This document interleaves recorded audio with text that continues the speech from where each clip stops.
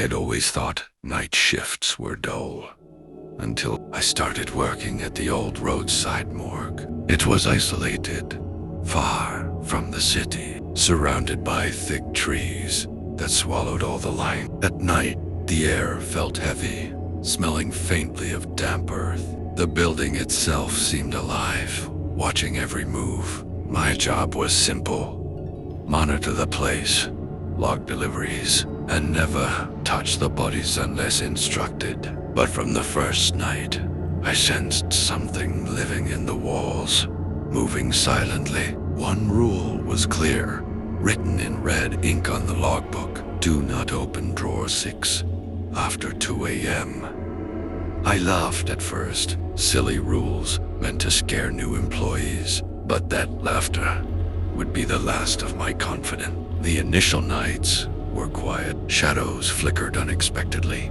Cold drafts swept the hallways, and a faint scent of burnt sugar and metal lingered. Each night, the darkness seemed to stretch, reaching into places it shouldn't. On my 7th night, exactly at 2:01 a.m., the lights flickered once, then came the knocking, soft and repetitive, not on the door, but from within the morgue. My pulse raced as the sound came from drawer 6. The monitor showed all drawers closed except one drawer says, slightly open. I had closed it. A black, thin hand slid into view, pulling the drawer wider. I froze. The hand vanished, leaving the drawer ajar. Seconds later, all cameras died. Total darkness enveloped the room. Wet, dragging footsteps approached my office. I locked the door, trembling. Then 3 slow knocks echoed on my door. A layered, unnatural voice whispered, "You opened your eyes." "I didn't," I murmured. The voice laughed dryly. "You looked at drawer 6.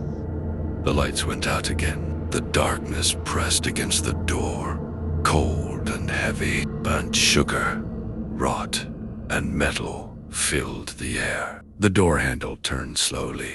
Primera, escréame. Then the lights flicked back on. Everything stopped. The door remained locked. Morning came. My replacement arrived. I told him everything. Darn it. Vale, you saw it, didn't you? He asked. So what? Primera está dead. They don't put names on drawer 6 anymore. It's not a body. What is it? Then, Primera, ask him, he whispered. It's a return. I quit that day. Months passed. I moved, changed jobs, and avoided night shifts. Yet the memory haunted me. Sometimes I woke in the dead of night, and the scent returned: burnt sugar and cold metal. I tried to convince myself it was imagination. It wasn't. The presence followed me, learned my routines, appeared in shadows, lingered in empty rooms. I felt it in every creak, flicker, and sigh of air. One night, in my new home, the unmistakable scent filled the room. I didn't move. Something pressed against my back, whispering my name. Layered, overlapping voices. You looked, it said. The presence never left. Even years later, I smell it. Hear it in corners of quiet rooms. It waits, patient, watching, counting hours until it can reach me again. I no longer sleep. I no longer turn around. Lights stay on. I breathe lightly.